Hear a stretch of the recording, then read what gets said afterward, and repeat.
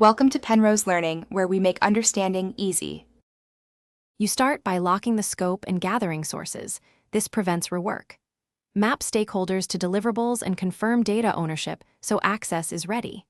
Next, prioritize which datasets you will model first based on value and readiness, and set refresh cadence and security expectations. Once done, create a thin, working dataset to validate assumptions and unblock development. Make sure to document column meanings and any transformations required before full modeling. You design a star schema to simplify calculations and improve performance. This makes measures predictable. Build core measures in DAX and test them with sample visuals to validate logic. Once validated, expand visuals into report pages following priority scenarios.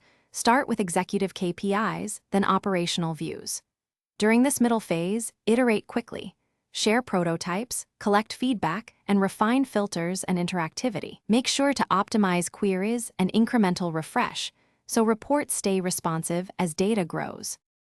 You deploy by publishing to a controlled workspace and configuring gateway and refresh schedules to keep data current.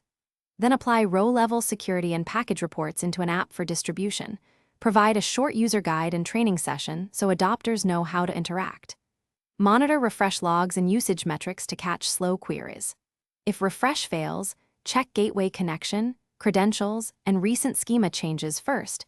Fix mapping or credentials, then rerun the refresh to confirm resolution. Thanks for watching. If this was helpful, leave a like and consider subscribing. See you next time.